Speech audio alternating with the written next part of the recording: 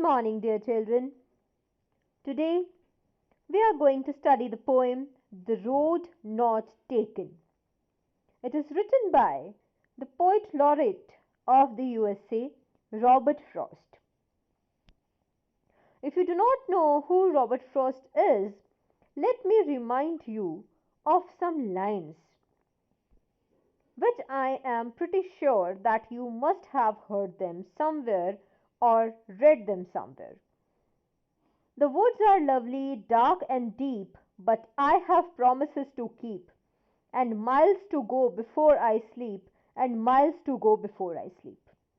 These poems occur in the poem Stopping by Woods on a Snowy Evening.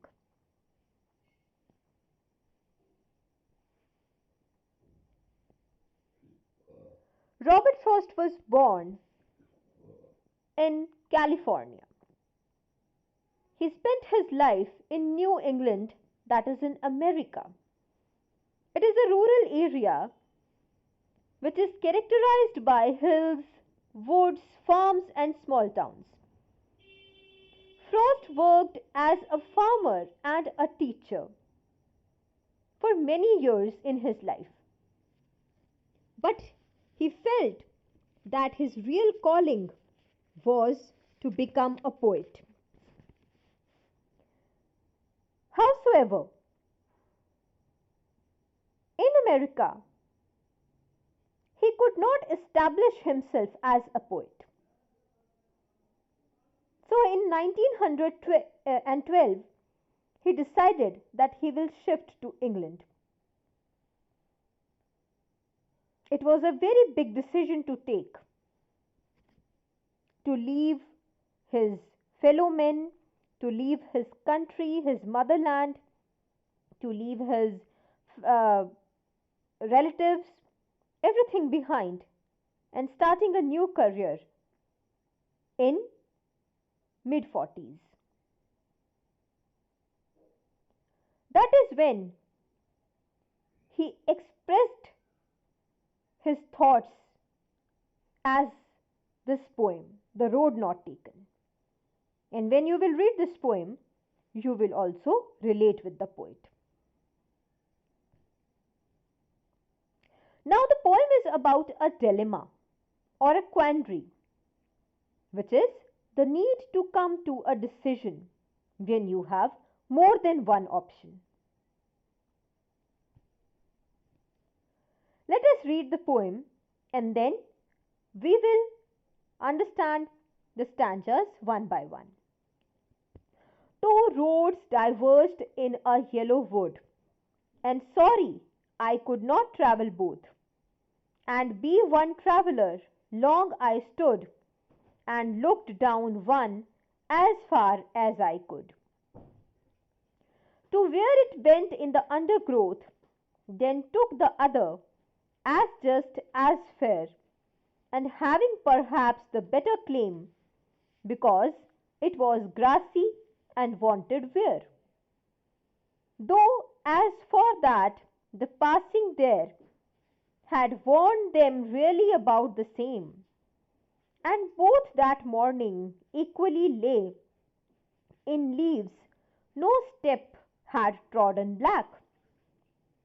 Oh, I kept the first for another day, yet knowing how way leads on to way, I doubted if I should ever come back. I shall be telling this with a sigh. Somewhere ages and ages hence, two roads diverged in a wood, and I took the one less travelled by, and that has made all the difference. You can see two roads diverged in yellow woods. So this was a kind of situation which the poet imagines.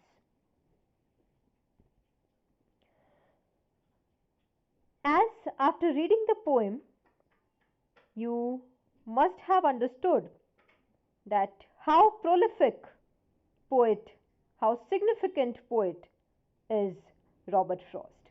and he was one of the most well known poets in all of American history.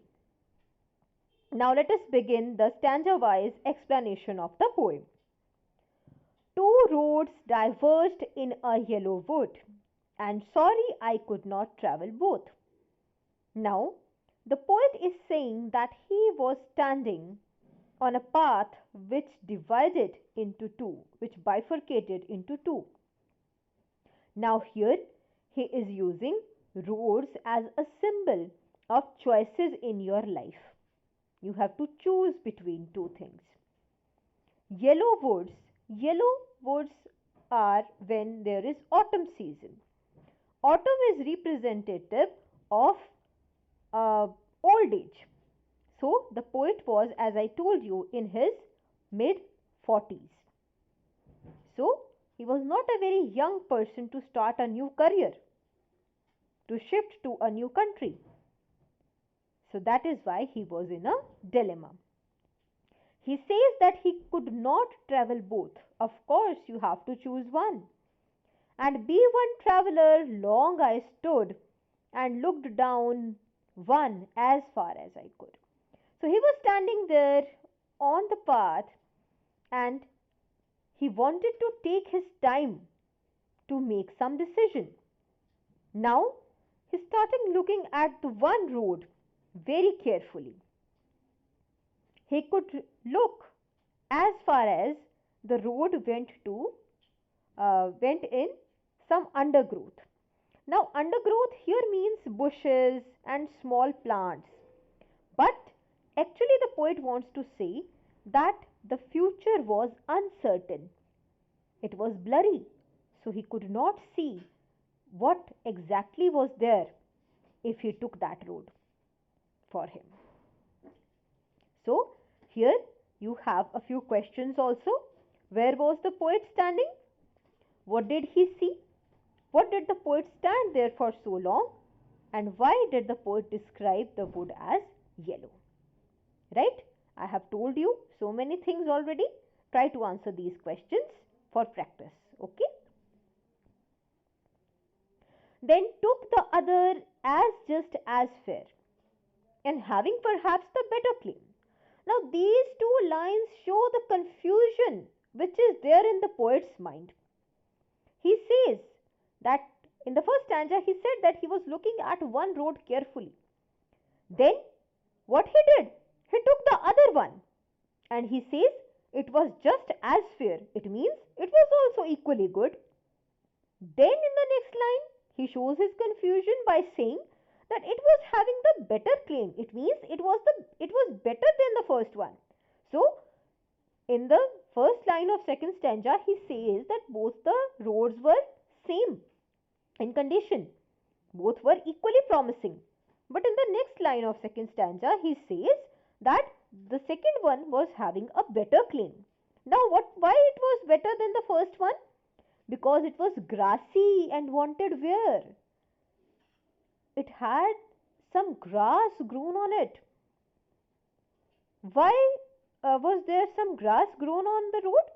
Because this road was less travelled by the people. Right? So that is why the grass grew on this road. And wanted wear. Now wanted wear is example of alliteration and it is also example of personification. Poet is saying that road wanted to wear. Wear means to get tired, weariness, tiredness. Roads cannot want anything, right? So we have given human qualities to non-living things. This is personification. Though as for that the passing there had warned them really about the same. Now again he gets confused and he says that both the roads were equally used by the passers-by. Now again you have a set of questions here. Which road did the poet take? Why did the poet take that road? And was it worn out road or a less travelled path? Next stanza. And both that morning equally lay, in leaves no step had trodden black, Oh, I kept the first for another day. Yet knowing how way leads on to way, I doubted if I should ever come back. Now, the poet says that in the morning time, both the leaves were equally laying. Now, the road, there were leaves. As I told you, it was autumn season. So, leaves fall from the tree in autumn season. Now, no step, no human step had trodden those leaves black. It means it was morning time, so many people did not pass through that road. So, passers by did not crush those leaves under their feet. Poet says, oh, I kept the first one for another day. So, it means he chose the second one. Yet knowing how way leads on to way, now he says that I will come back for the first road. He wants to travel the first road also, and he says I will come back for it uh, on some other day. But we all know, even the poet knows, that a way leads on to way. It means when you move on to some path, it moves to some other path only. There is no chance to go back to some place, right, where you were earlier. The roads open to new roads.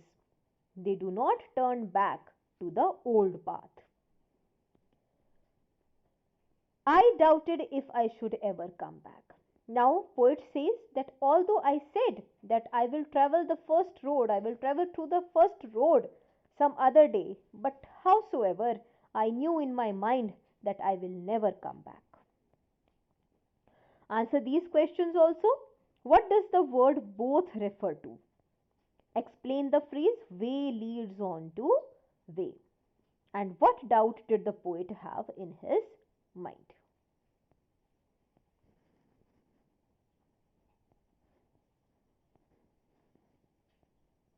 I shall be telling this with a sigh. Somewhere ages and ages hence, two roads diverged in a wood, and I took the one less travelled by, and that has made all the difference.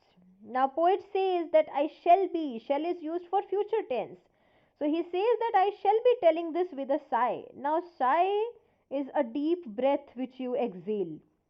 Now, a sigh is of relief, and sigh is also of regret. So we do not know what future holds for the poet. Will he be having a sigh of relief that I took the good road, a good path for himself, or will he be having the sigh of regret that, oh, what did I choose? He says that somewhere ages and ages hence, after many years, he shall be telling this with a sigh.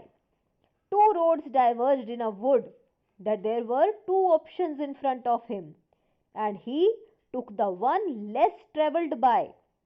People do not choose that path very often which he has chosen, and that has made all the difference. And your choices decide your future. So the poet also says that whatever he will be in future, all the difference will be of that choice which he made in the present. So last set of questions are, what would the poet be telling his future generations with a sigh? What was going on in the poet's mind as reflected in the above lines? And explain the phrase, and that has made all the difference. Now, you can see the rhyme scheme of the poem. I hope you know how to check the rhyme scheme of the poem. Let us discuss a few poetic devices. As I told you, roads are symbol of choices in life, and yellow wood is symbol of autumn season, but we will write it is symbol of old age, right? And then we have wanted wear.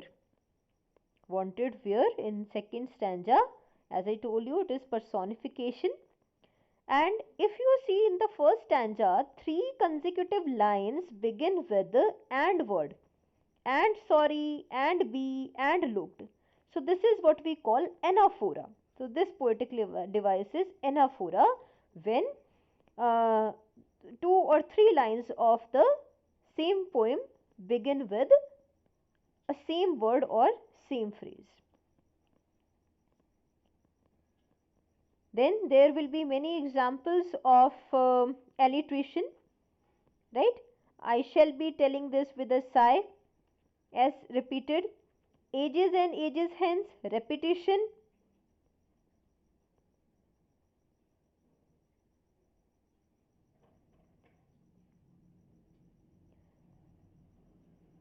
Wanted where also have alliteration.